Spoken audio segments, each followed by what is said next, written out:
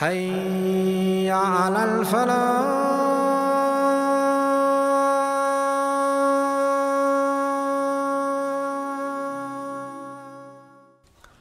الحمد لله نحمده ونستعينه ونستغفره ونؤمن به ونتوكل عليه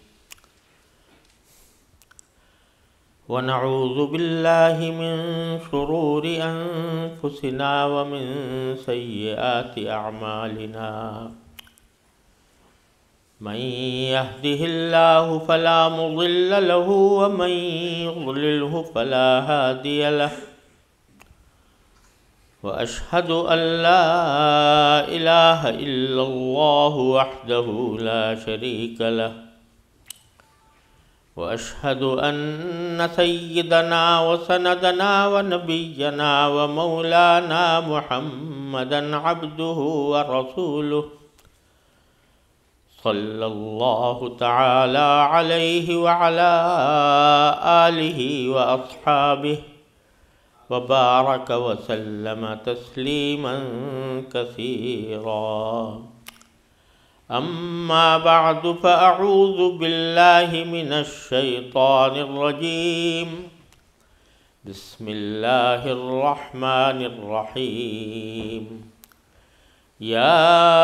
أيها الذين آمنوا اتقوا الله وكونوا مع الصادقين. وقال الله سبحانه وتعالى يا أيها الذين آمنوا قوا أنفسكم وأهليكم نارا. وروي عن رسول الله صلى الله عليه وسلم أنه قال إذا مات ابن آدم انقطع عمله إلا من ثلاث: صدقة جارية وعلم ينتفع به وولد صالح يدعو له، أو كما قال صلى الله عليه وسلم.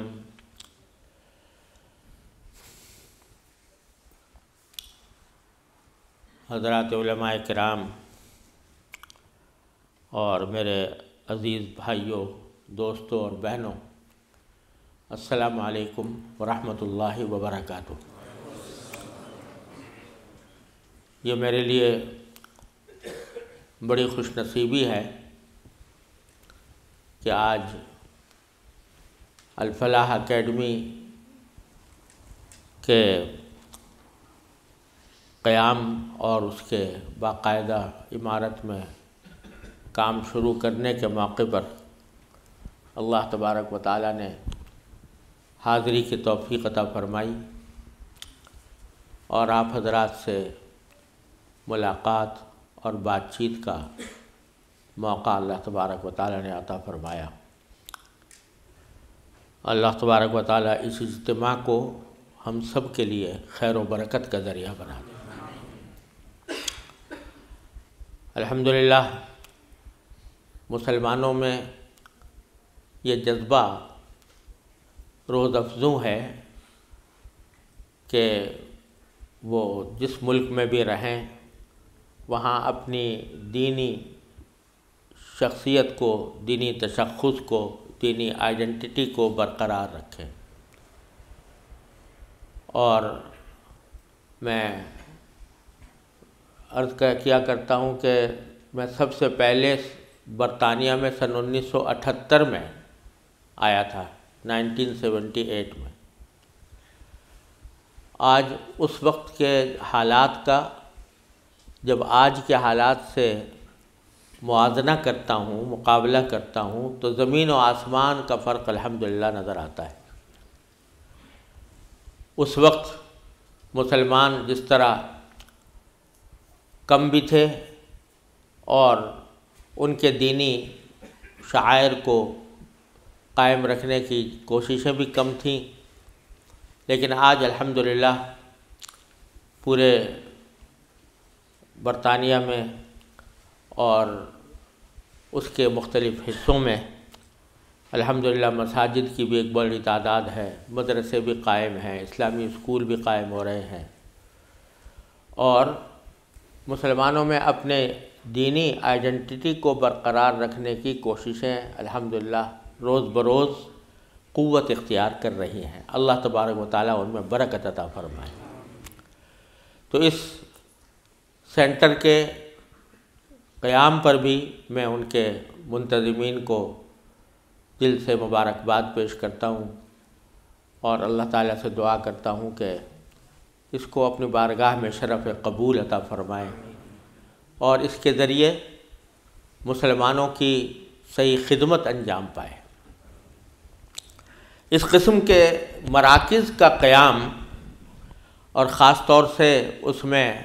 تعلیم کا انتظام اور تربیت کا انتظام یہ ہمارے لیے ہمارے عظیم مقاصد میں سے ہے، اور میں تو یہ عرض کیا کرتا ہوں کہ یہ مسلمانوں کی ان ممالک میں جہاں مسلمان اقلیت میں ہیں وہاں ان کی موت و حیات کا مسئلہ ہے۔ وہ اگر آپس میں اس قسم کے ادارے قائم کر کے اپنے لیے ایک ماحول تیار نہیں کریں گے تو اللہ بچائے آنے والی نسلوں کا انجام بہت خراب نظر آتا ہے۔ تو پہلے میں نے اس وقت کی گفتگو کے لیے 2 قرآن کریم کی آیتیں تلاوت کی ہیں اور ایک نبی کریم سرور دو عالم صلی اللہ علیہ وسلم کی حدیث پڑھی ہے، انہی کی تھوڑی سی تشریح کرنا چاہتا ہوں۔ پہلی آیت میں اللہ تبارک و تعالی نے فرمایا یا ایھا الذین آمنوا اتقوا اللہ وکونوا مع الصادقین۔ یا ایھا الذین آمنوا، اے ایمان والو، اتقوا اللہ، اللہ سے کا رعب اپنے دل میں رکھو، تقوی اختیار کرو۔ اور قرآن کریم میں جگہ جگہ ہمیں آپ کو تقوی اختیار کرنے کا حکم دیا گیا ہے۔ ایک جگہ یہ فرمایا کہ یا ایھا الذین آمنوا اتقوا اللہ حق تقاتہ ولا تموتن الا وانتم مسلمون۔ اللہ سے ڈرو اور ایسا ڈرو جیسے اس سے ڈرنے کا حق ہے، اور تمہیں موت جب بھی آئے تو اس حالت میں آئے کہ تم اللہ کے فرما بردار ہو۔ جگہ جگہ قرآن کریم میں تقوی کا حکم دیا ہے، لیکن یہ آیت جو میں نے پڑھی ہے، اس آیت میں اللہ تبارک و تعالیٰ نے تقوی اختیار کرنے کا طریقہ بھی بتایا۔ یعنی یہ حکم تو ہے کہ تقوی اختیار کرو۔ تقوی اختیار کرنے کا معنی کیا ہے؟ کہ آدمی کے دل میں اللہ جل جلالہ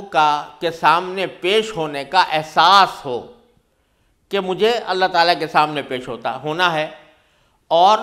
اپنے ایک ایک قول و فعل کا جواب دینا ہے۔ یہ خیال، یہ دھیان، یہ دل میں اس کے برقرار رہے، اس کا نام تقوی ہے۔ یعنی یہ کہ جب آدمی کوئی اپنے کسی بڑے کے سامنے جاتا ہے یا کسی ایسی ذات کے سامنے جاتا ہے جس کی اس کے دل میں عظمت ہو اور محبت ہو، تو وہ ذرا محتاط ہو جاتا ہے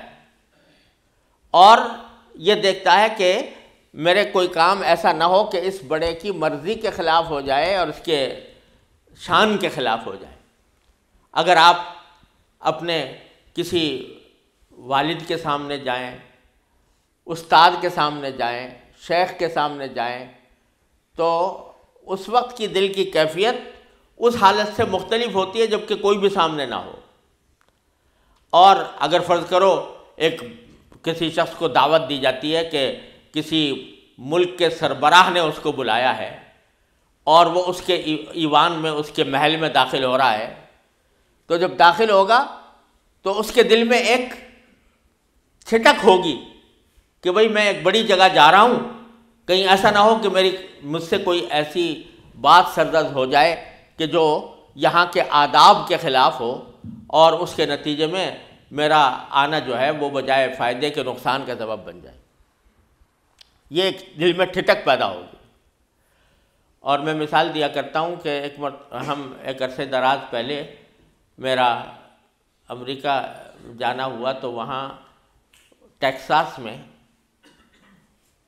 وہاں وہ جگہ ہے کہ جہاں سے خلائی جہاز اڑائے جاتے ہیں، اسپیس کرافٹس وہاں سے روانہ ہوتے ہیں، ان کو کنٹرول کیا جاتا ہے۔ تو ہمیں دکھانے کے لیے لوگ لے گئے وہاں پر، اور یہ 9/11 سے پہلے کی بات ہے. تو جب ہم وہاں پر پہنچے تو دیکھا کہ آدمی بڑے آرام سے آ جا رہے ہیں، کوئی بظاہر سیکورٹی بھی نظر نہیں آ رہی، کوئی پولیس والے بھی نظر نہیں آ رہے، یہاں تک کہ عین کنٹرول روم کے پاس لے جا کر سارا نظارہ کرایا جاتا تھا کہ اندر کیا ہو رہا ہے. کوئی پولیس نہیں، کوئی سیکورٹی نہیں، کوئی فوج نہیں جو نگرانی کر رہی ہو، لیکن دروازے پر ایک بورڈ لگا ہوا تھا. بورڈ یہ لگا ہوا تھا کہ یو آر واچڈ. یہ جملہ دروازے کے اوپر لکھا ہوا تھا. آدمی وہ پڑھتا اور پڑھ کر ٹھٹک جاتا کہ میری نگرانی ہو رہی ہے، مجھے دیکھا جا رہا ہے اور میری ہر نقل و حرکت جو ہے وہ کسی کے سامنے ہے، تو ٹھٹک جاتا تھا. تو میں اس وقت مجھے خیال آیا کہ یہ جملہ کہ یو آر واچڈ، یہی قرآن نے کہا ہے کہ ان اللہ بما تعملون بصیر، جو کچھ تم کر رہے ہو اللہ تبارک و تعالیٰ اس کو دیکھ رہا ہے. تو اگر یہ احساس ہمارے دل میں پیدا ہو جائے کہ ہم کسی کی نگاہ میں ہیں، کوئی ہماری نگرانی کر رہا ہے اور کسی کے پاس جا کر ہمیں اپنے اقوال و افعال کا جواب دینا ہے، تو اسی کا نام تقویٰ ہے. یہی ٹھٹک، یہی جھجک جو اس تصور سے پیدا ہوتی ہے کہ اللہ تبارک و تعالیٰ میرے کے سامنے ہوں اور مجھے اس کے سامنے جواب دینا، یہ تقویٰ ہے. اس تقویٰ کو حاصل کرنے کا ایک آسان طریقہ اللہ تبارک و تعالیٰ نے اس آیت کریمہ میں بتایا. تقویٰ حاصل کیسے ہو؟ تو فرمایا کونوا مع الصادقین، یعنی سچے لوگوں کی صحبت اختیار کرو، اپنی صحبت کو درست بناؤ، اپنا اٹھنا بیٹھنا، اپنا کھانا پینا، اپنا ملنا جلنا، اپنا رہنا سہنا، اپنے تعلقات ایسے لوگوں سے ہوں کہ جن کے دل میں اللہ تعالیٰ کی عظمت، محبت اور اس کا خیال ہو. تو صحبت اپنی درست کرو گے، اپنی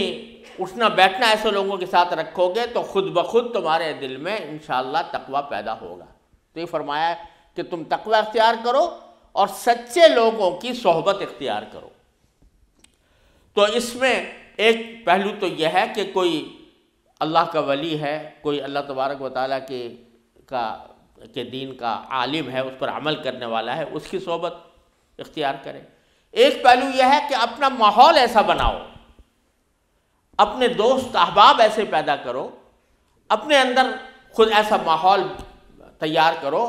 کہ وہ ماحول خود تمہیں تقویٰ کی طرف لے جائے. تو یہ ایسا ماحول پیدا کرنا، یہ خاص طور سے ان ملکوں میں جہاں مسلمان اقلیت میں ہیں اور اکثریت غیر مسلم حضرات کی ہے، تو وہاں ایسا ماحول پیدا کرنا کہ جس کے نتیجے میں اسلامی ماحول، اسلامی خیالات، اسلامی باتیں آدمی کے سامنے آتی رہیں، یہ مسلمانوں کا ایک اہم فریضہ ہے اور تقویٰ حاصل کرنے کا بہترین طریقہ ہے. تو یہ جو سینٹر قائم ہوتے ہیں، ان کا مقصد یہی ہوتا ہے کہ مسلمان آپس میں ملے جلے رہیں، گھلے ملے، ایک دوسرے کے دکھ درد کو بھی پہچانیں، ایک دوسرے کے ساتھ اٹھنے بیٹھیں اور اس کے نتیجے میں اسلامی اخلاق، اسلامی آداب، اسلامی تعلیمات وہ خود بھی حاصل کریں، سیکھیں بھی اور اپنی اولاد کو بھی کی طرف بھی منتقل کریں. یہ تو پہلی آیت کا مفہوم تھا. دوسری آیت جو میں نے پڑھی اس میں اللہ تبارک و تعالیٰ نے فرمایا یا ایھا الذین آمنوا قوا انفسکم واہلیکم نارا، اے ایمان والو اپنے آپ کو بھی جہنم کی آگ سے بچاؤ اور اپنے گھر والوں کو بھی جہنم کی آگ سے بچاؤ. اس آیت میں اللہ تبارک و تعالیٰ نے انسان کے، ایک مسلمان کے لیے یہ بات واضح فرما دی کہ صرف خود ٹھیک ہو جانا کافی نہیں ہے کہ آدمی خود تو ٹھیک ہو گیا، اور اپنے گھر والے، اپنی اولاد اگر غلط راستے پر جا رہی ہے تو تمہاری ذمہ داری محض اپنے طور پر ٹھیک ہو جانے سے پوری نہیں ہوتی. بہت سے لوگ ایسے ہوتے ہیں کہ وہ خود تو دینی فرائض کے بھی پابند ہیں، نمازیں بھی جماعت سے پڑھتے ہیں، صف اول میں حاضر رہتے ہیں، لیکن اولاد کی طرف دھیان نہیں کہ اولاد کدھر جا رہی ہے، اس کے اس کو صحیح راستے پر رکھنے اور دین کا پابند بنانے کی طرف توجہ نہیں، اور اس کا نتیجہ یہ کہ اولاد جو ہے وہ اپنے ہاتھ سے نکلی جاتی ہے اور پرواہ نہیں کرتے لوگ۔ یہاں قرآن کریم نے ایک اور بات کی طرف اشارہ فرمایا ہے ان الفاظ کو استعمال کر کے۔ بعض مرتبہ ہم لوگ یہ کہہ کر فارغ ہو جایا کرتے ہیں کہ بھئی ہم کیا کریں، ہم نے اپنی اولاد کو بہت سمجھاتے ہیں، لیکن کیا کریں کہ اولاد مانتی نہیں، فہمائش کرتے ہیں، سمجھاتے ہیں، ہر طرح سے اس کو قائل کرنے کی کوشش کرتے ہیں، لیکن وہ مانتی نہیں۔ تو اب ہم کیا کریں، ہماری ذمہ داری تو اتنی ہے کہ سمجھا دیں۔ تو قرآن کریم نے فرمایا کہ اپنے آپ کو اور اپنے اہل و عیال کو آگ سے بچاؤ۔ اشارہ اس طرف ہے کہ اگر فرض کرو تمہاری آنکھوں کے سامنے آگ سلگ رہی ہے اور تمہارا کوئی بچہ اس آگ کی طرف بڑھ رہا ہے، تو کیا تم صرف اس کو زبانی سمجھانے پر اکتفا کر لو گے کہ زبانی طور پر کہتے ہیں نہ بیٹا اس طرف مت جانا، یہ تم جل جاؤ گے؟ اگر وہ ماں باپ حقیقتاً اپنی اولاد کا درد رکھتے ہیں تو محض زبانی فہمائش پر اکتفا نہیں کریں گے، بلکہ ان کو چین نہیں آئے گا جب تک کہ اس کو گود سے لے کر اس کو آگ سے دور نہ کر دیں۔ تو اس طرح قرآن کریم نے فرمایا کہ تمہارے دل میں جذبہ جس طرح کے دنیا کی آگ کے سلسلے میں ہوتا ہے کہ اگر اولاد آگ کی طرف بڑھ رہی ہو تو تم صرف زبانی سمجھانے پر اکتفا نہیں کرتے بلکہ آگے بڑھ کر اس کو اٹھا لیتے ہو، اسی طرح جہنم کی آگ کی طرف اگر اولاد بڑھ رہی ہے، گناہوں کی طرف، کفر کی طرف، شرک کی طرف، بددینی کی طرف، تو اس وقت بھی تمہیں چین نہیں آنا چاہیے جب تک کہ تم ان کو اس سے باز رکھنے کی اپنی پوری طاقت صرف نہ کر دو۔ تو محض ایک آدھ مرتبہ سمجھا دینا کافی نہیں ہے، بلکہ آپ کو ہمیں چین نہیں آنا چاہیے جب تک کہ ہم اپنی اولاد کو جہنم کی آگ سے بچانے کے لیے اپنی ساری طاقت خرچ نہ کر دیں، ساری قوت خرچ نہ کر دیں۔ تو اللہ تبارک و تعالیٰ نے یہ بہت بڑی ذمہ داری ہمارے اوپر عائد کی ہے،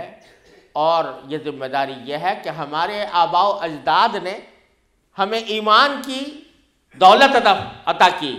اللہ تعالیٰ کا فضل و کرم ہے کہ ایسے ماں باپ کے گھر میں پیدا ہوئے کہ جن کے نتیجے میں اللہ تعالیٰ نے ہم کو ایمان عطا فرمایا۔ اب اگر ہم اپنی آنے والی نسلوں کے لیے، اپنی اولاد کے لیے ایمان کی دولت چھوڑ کر نہیں جاتے اور ان کو ایمان اور عمل صالح کی طرف نہیں دعوت دیتے اور نہیں بلاتے یا اس کی تربیت نہیں کرتے، تو یہ ہمارا ناقابل معافی جرم ہے۔ اللہ تبارک و تعالیٰ محفوظ رکھے کہ انسان اس میں پکڑا جائے گا، گردن پکڑی جائے گی کہ تم نے اپنی اولاد کی صحیح تربیت کیوں نہیں کی۔ اللہ تبارک و تعالیٰ نے یہ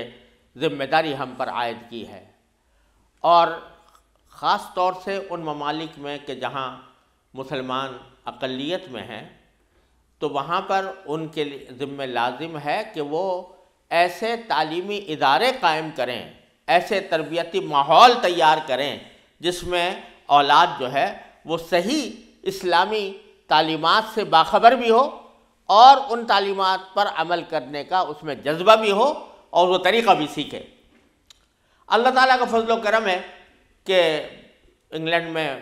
بہت سے اسلامی اسکول قائم ہیں، بہت سے مدارس قائم ہیں۔ اللہ تعالیٰ کے فضل و کرم سے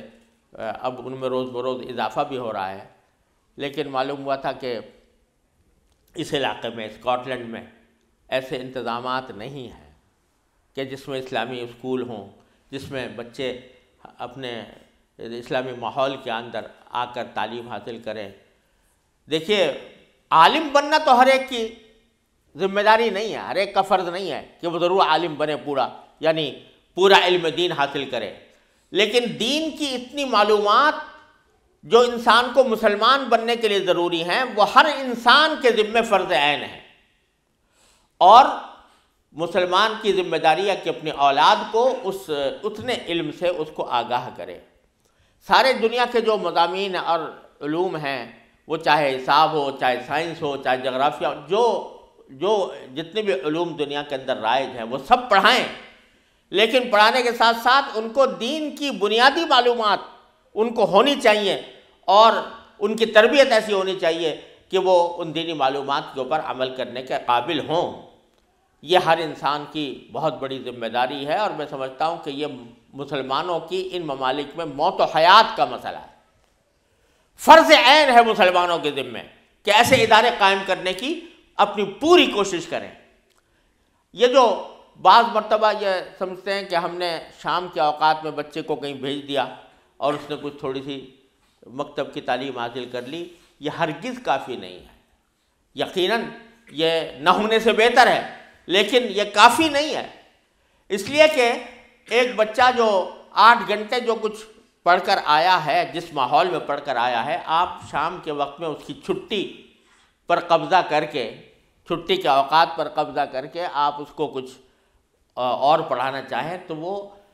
اس کے لیے، اس کے ذہن کے لیے، اس کی نفسیات کے لیے کافی نہیں ہو سکتا۔ لہذا مسئلے کا حل صرف یہ ہے کہ مسلمان اپنے تعلیمی ادارے قائم کریں اور اپنے تعلیمی اداروں کے اندر اپنے مسلمان بچوں کو تمام مروجہ علوم پڑھائیں، اس میں اعلیٰ معیار کے طریقے سے پڑھائیں، لیکن اس کے اندر اسلامی معلومات بھی ہوں اور دینی تربیت کا بھی انتظام ہو۔ یہی واحد حل ہے اپنی آئندہ نسلوں کو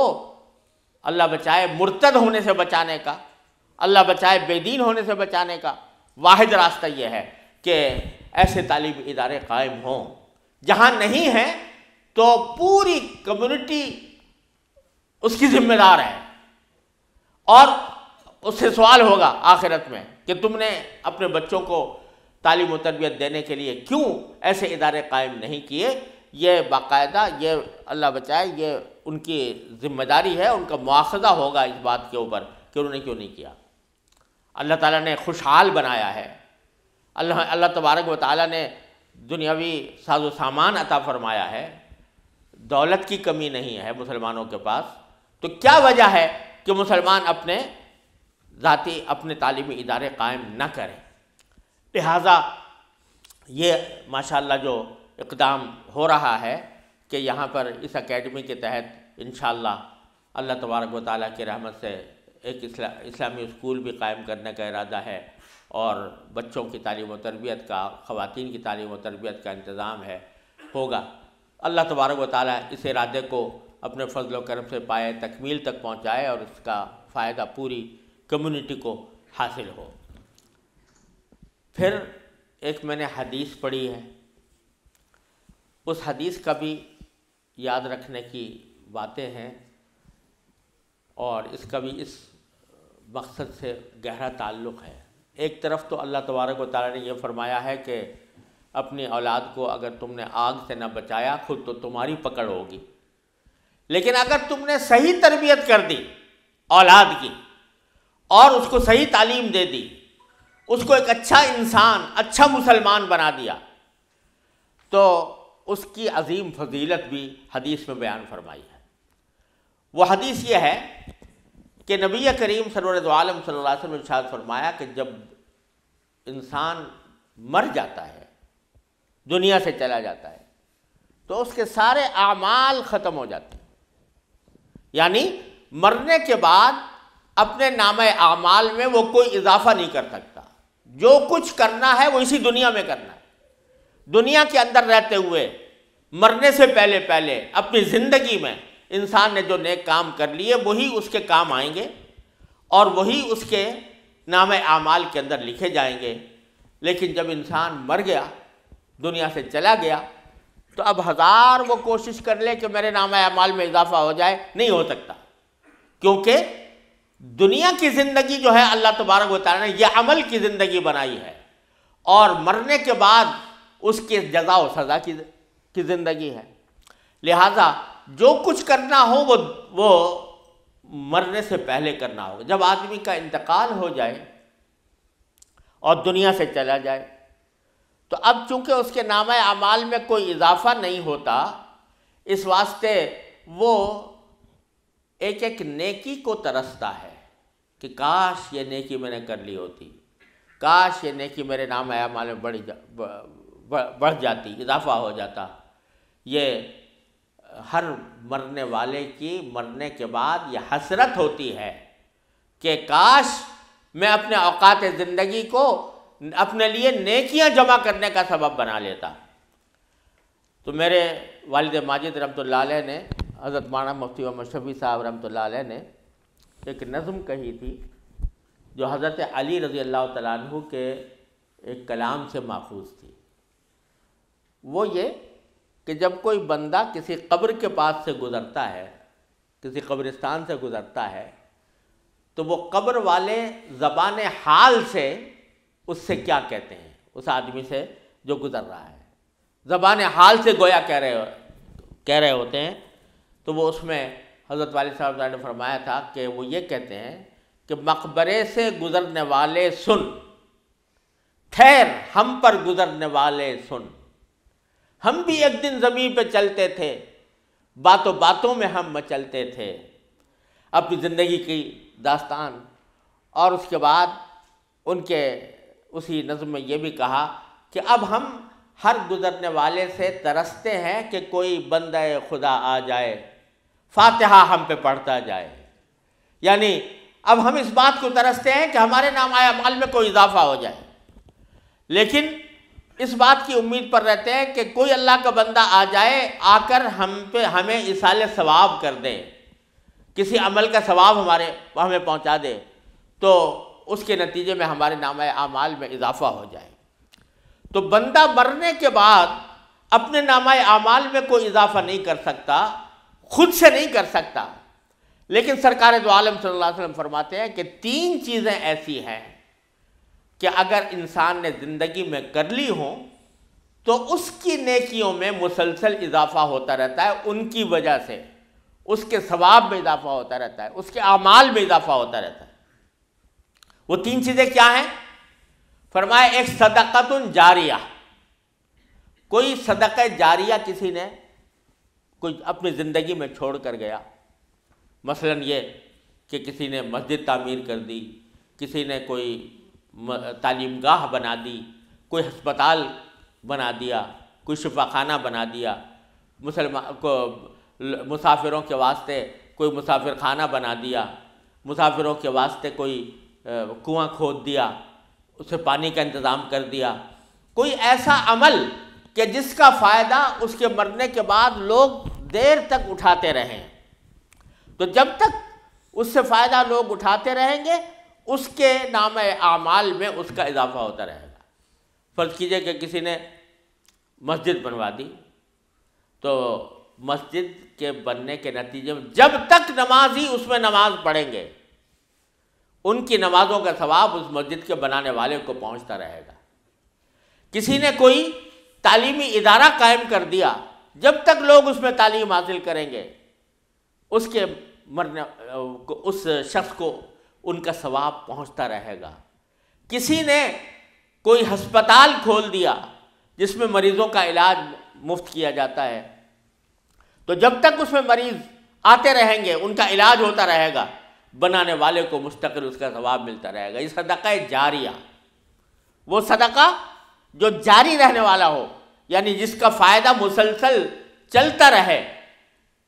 مدت دراز تک لوگ اس سے فائدہ اٹھاتے رہے۔ یہ صدقہ جاریہ اگر زندگی میں آدمی چھوڑ جائے تو پھر اس کا عمل مرنے کے بعد بھی جاری رہتا ہے، اس کے نامہ اعمال میں اس کی وجہ سے اضافہ ہوتا رہتا ہے۔ دوسرا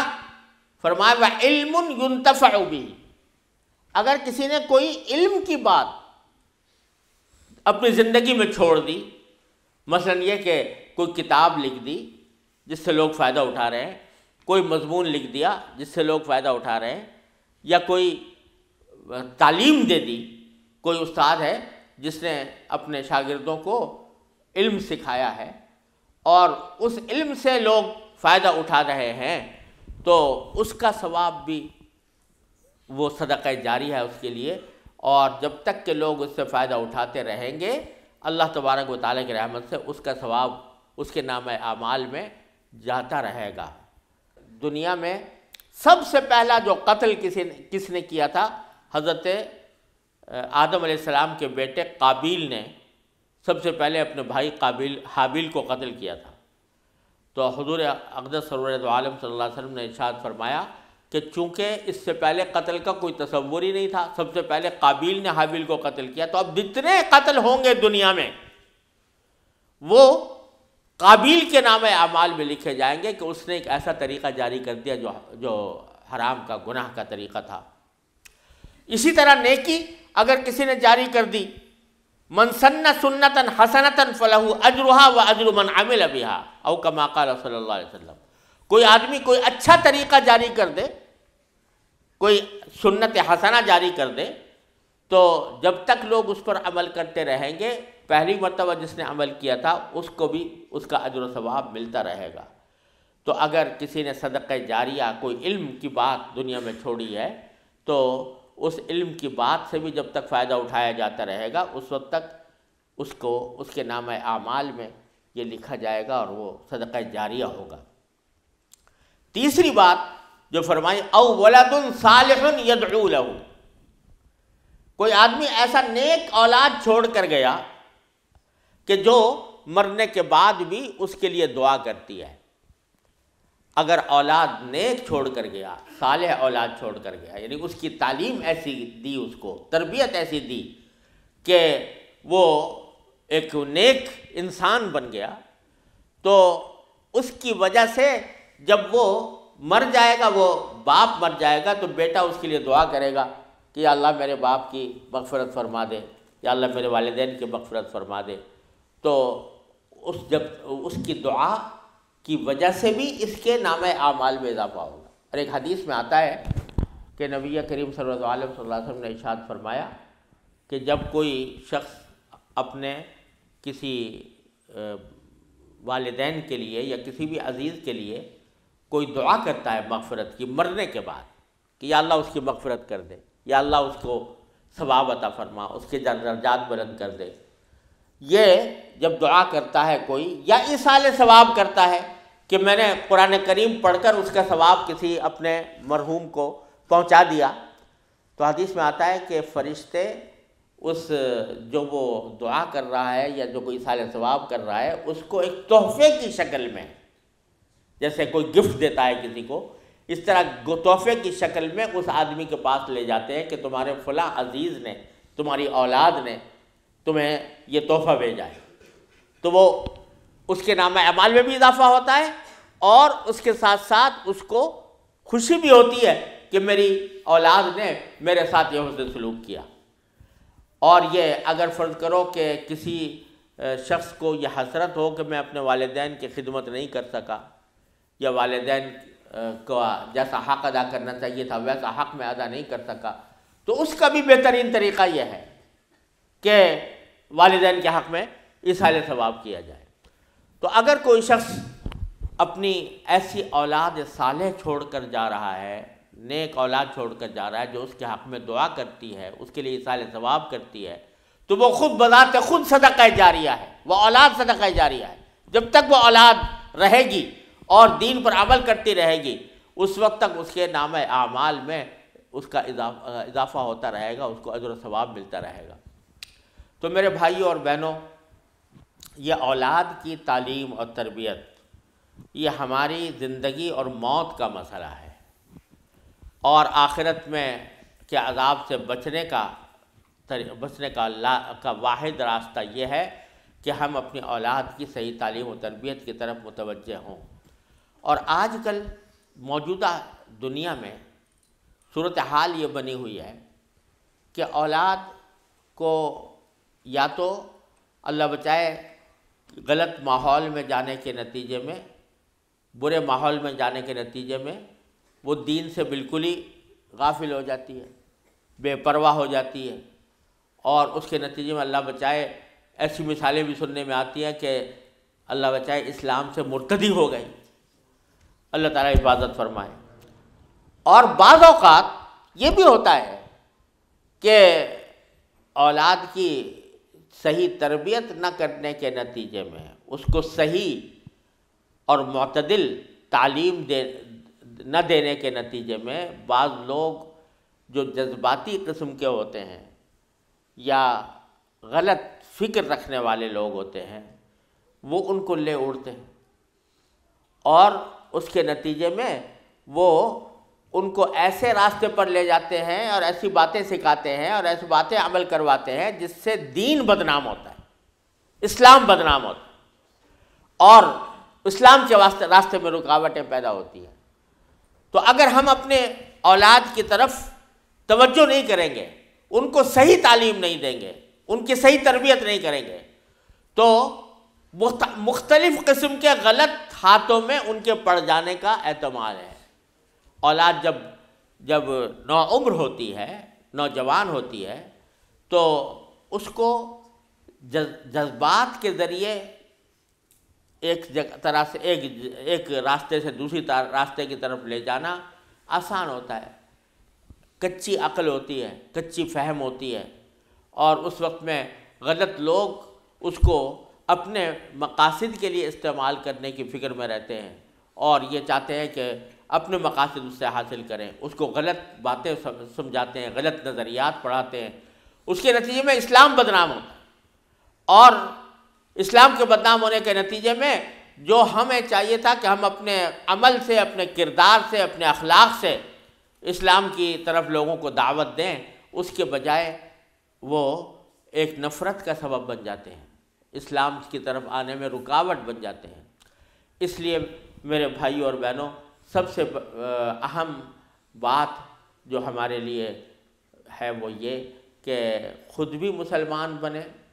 اور اچھے انسان بنیں، اور اپنی اولاد کو بھی اچھا انسان اور اچھا مسلمان بنانے کی کوشش کریں۔ اس کا اصل راستہ تو یہ ہے جو میں نے عرض کیا کہ مسلمان اپنے تعلیمی ادارے خود قائم کریں، لیکن جب تک وہ منزل حاصل ہو اس وقت تک میں چند گزارشات پیش کرنا چاہتا ہوں کہ ان کے اوپر اگر عمل کریں تو امید ہے کہ انشاءاللہ کسی نہ کسی درجے میں اس مقصد کو حاصل کرنے میں مدد ملے گی۔ وہ یہ کہ اپنے گھر کے ماحول کو، والدین اور ماں باپ، وہ اپنے گھر کے ماحول کو ایسا بنائیں کہ اولاد اس کی تقلید کرے، سچ بولنے کی عادت ہو، جھوٹ سے خود اجتناب کریں، محبت اور شفقت کے ساتھ پیش آئیں، اور اپنے گھروں کے اندر عبادات کا، نمازوں کا اہتمام کریں، اور ساتھ میں کچھ تھوڑا سا وقت اپنی اولاد کو دیں، اپنی اولاد کو وقت دیں۔ اور اس وقت دینے کے معنی یہ ہے کہ ان کے ساتھ گھلے ملیں، ان کو رفتہ رفتہ ڈائریکٹلی اور یا انڈائریکٹلی ان کے دل و دماغ میں اسلامی اخلاق، اسلامی آداب، اسلامی تعلیمات وہ پہنچانے کی کوشش کریں، اور تھوڑا سا وقت اپنے 24 گھنٹوں میں سے ایسا نکالیں کہ جس میں بیٹھ کر ان کو انبیاء کرام علیہ والسلام کے واقعات پڑھائے جائیں، ان کو حضرات صحابہ کرام رضی اللہ تعالیٰ عنہ کے واقعات سنائے جائیں، بزرگان دین کے واقعات سنائے جائیں، ان کے اخلاق و کردار کو بہتر بنانے والے واقعات جو ہماری تاریخ الحمدللہ اس سے بھری ہوئی ہے، بڑی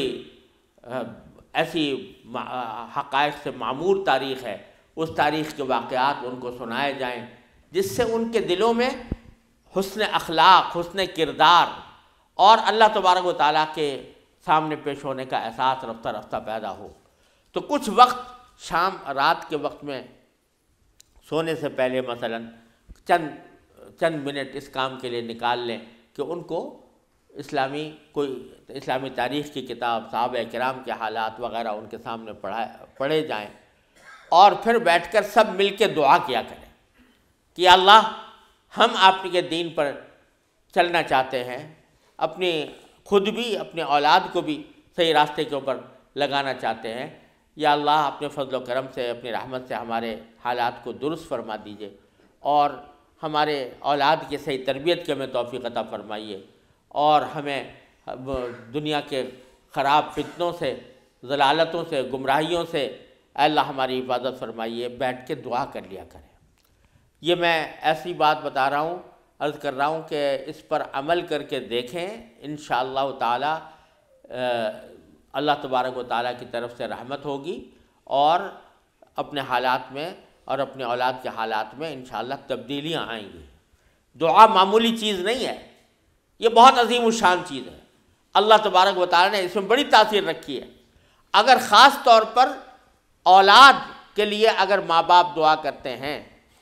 حضرت شیخ عبد الوہاب شعرانی رحمۃ اللہ علیہ نے لکھا ہے کہ سب سے زیادہ قبول ہونے والی دعا وہ ہے جو ماں باپ اپنے اولاد کے لیے کریں۔ تو لہٰذا بیٹھ کر کسی وقت میں اپنے لیے بھی، اپنے اولاد کے لیے بھی، رات کے وقت میں سونے سے پہلے اللہ تبارک و تعالیٰ کی بارگاہ میں یہ دعا کرنے کی عادت ڈالیں۔ اللہ تبارک و تعالیٰ اگر سچے دل سے توبہ کی جائے، یہ دعا کی جائے اور اللہ تعالیٰ سے مچل مچل کر مانگا جائے، اللہ تبارک و تعالیٰ سے فریاد کی جائے اور مسلسل کی جاتی رہے،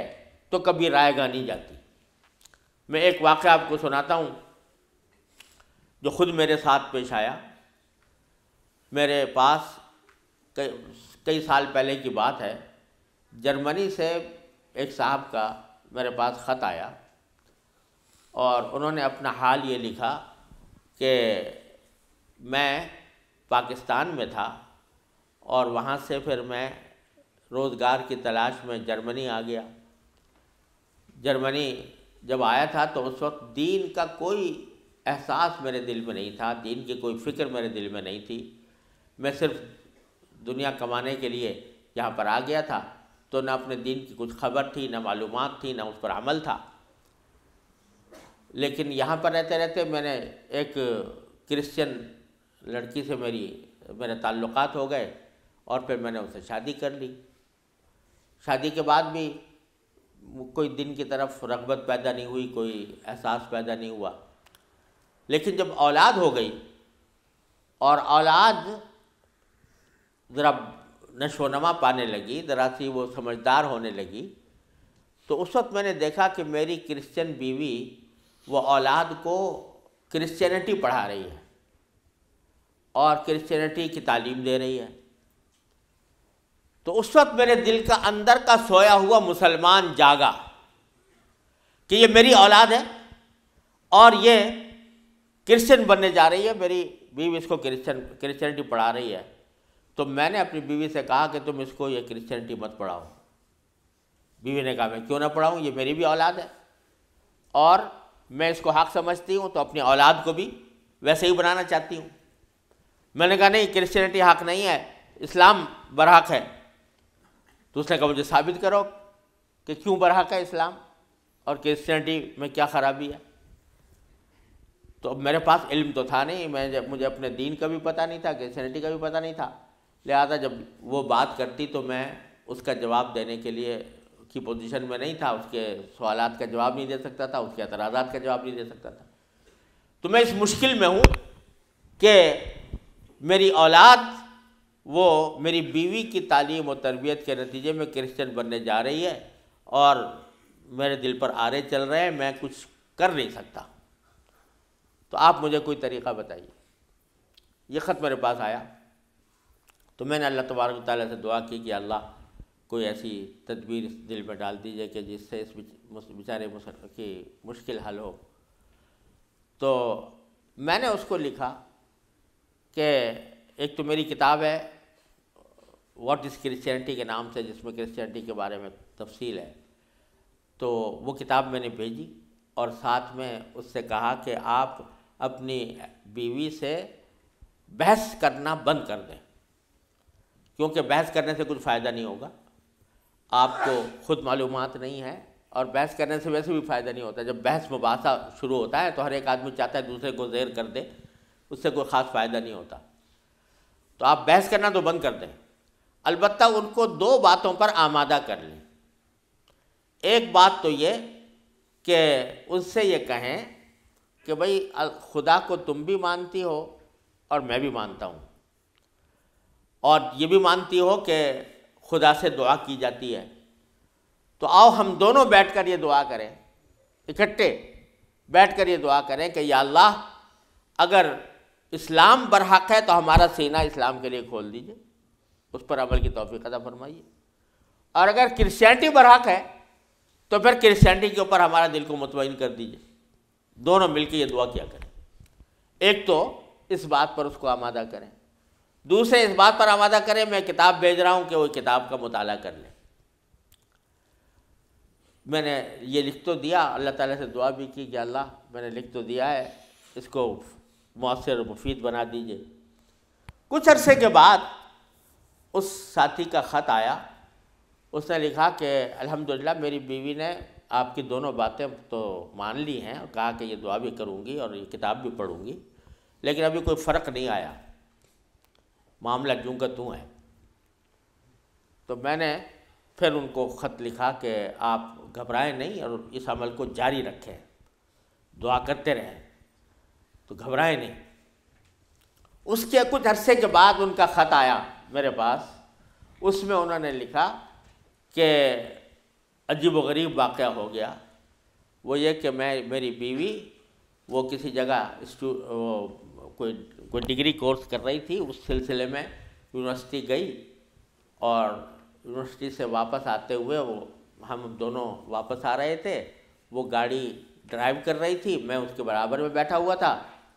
تو اچانک اس نے گاڑی ایک جگہ روک کر اور اس نے اپنا سر اسٹیئرنگ کے اوپر جھکا لیا اور بے تحاشا رونے لگی۔ میں سمجھا کہ خدا نہ کرے اس کے اوپر کوئی دل کا دورہ پڑا ہے یا کوئی تکلیف ہوئی ہے، تو میں پریشان ہوا۔ میں نے پوچھا کیا بات ہے، تو روتے روتے اس سے بولا نہیں جا رہا تھا۔ بمشکل جب میں نے بار بار پوچھا تو اس نے ایک جملہ کہا کہ میں اور کوئی تکلیف نہیں ہے، بس مجھے تم مسلمان بنا دو، اسلام میں قبول کرنا چاہتی ہوں۔ کہتے مجھے اپنے کانوں پر اعتبار نہیں آیا کہ یہ وہی عورت ہے کہ جو اتنی شدت کے ساتھ مجھ سے بحث کیا کرتی تھی، اور اب یہ کہہ رہی ہے کہ میں نے کیا کہا، تو بار بار میں نے اس سے پوچھا تو اس نے کہا کہ نہیں میں سچ کہہ رہی ہوں کہ مجھے مسلمان ہونا ہے، تو مجھے کہیں لے جا کر مجھے مسلمان بناؤ۔ میں پھر اس کو فوراً اسلامی سینٹر میں لے گیا، وہاں جا کے اس نے کلمہ شہادت پڑھا، مسلمان ہوئی، اور اس نے خط میں لکھا تھا کہ یہ اتفاق سے یہ دن رمضان کا تھا، اور آج پہلا موقع ہے کہ ہم دونوں نے سحری میں اٹھ کر ہم دونوں نے اکٹھا روزہ رکھا ہے، اور آپ کو خط لکھ رہے ہیں، اور دوسرا خط میری بیوی کی طرف سے ہے۔ تو دوسرا خط اس کے ساتھ تھا اس کی بیوی کی طرف سے، اور اس نے مجھے لکھا تھا کہ میں آپ کا شکریہ ادا کرتی ہوں کہ آپ نے مجھے ایک ایسا طریقہ بتایا جس کے ذریعے اللہ تبارک و تعالیٰ نے مجھے ہدایت عطا فرمائی۔ تو یہ میرے خود اپنے ساتھ پیش آیا ہوا واقعہ ہے۔ اللہ تعالیٰ سے اگر ہدایت مانگی جاتی ہے وہ دعا رد نہیں ہوتی۔ یعنی بہت سی دعائیں جو ہم دنیا کے لیے مانگتے ہیں کہ یا اللہ ہمارا روزگار لگ جائے، ہماری دولت میں اضافہ ہو جائے، اس میں ضروری نہیں کہ اللہ تبارک و تعالیٰ وہی چیز دے دیں جو آپ نے مانگی ہے، اس لیے کہ بعض اوقات اللہ تعالیٰ کے علم میں ہوتا ہے کہ یہ چیز اس کو دیں گے تو اس کے لیے نقصان دہ ہوگی، کوئی اور چیز دے دیتے ہیں، اس سے اچھی چیز دے دیتے ہیں۔ بعض مرتبہ آدمی مانگتا ہے کہ مجھے میری دولت میں اضافہ ہو جائے، لیکن اللہ تعالیٰ جانتے ہیں کہ اس کی دولت میں اضافہ ہوگا تو پتہ نہیں یہ کس وادی میں جا کے گرے گا، لہذا وہ نہیں دیتے اس کو، لیکن دعا کا ثواب اس کو دے دیتے ہیں۔ اسی طریقے سے بعض اوقات دنیا کے بارے میں اگر یہ ہو کہ بھئی یا اللہ میاں مجھے محسن فرض کرو کہ بیمار ہے تو شفا مل جائے، تو بیماری کے اندر بعض اوقات اللہ تعالیٰ جانتے ہیں کہ اس کا بیمار رہنا ہی اس کے حق میں زیادہ فائدہ مند ہے، تو وہ بعینی ہی وہ چیز نہیں دیتے لیکن اس سے اچھی چیز عطا فرما دیتے ہیں۔ یہ اللہ تبارک و تعالیٰ کی سنت ہے دنیاوی چیزوں کے بارے میں۔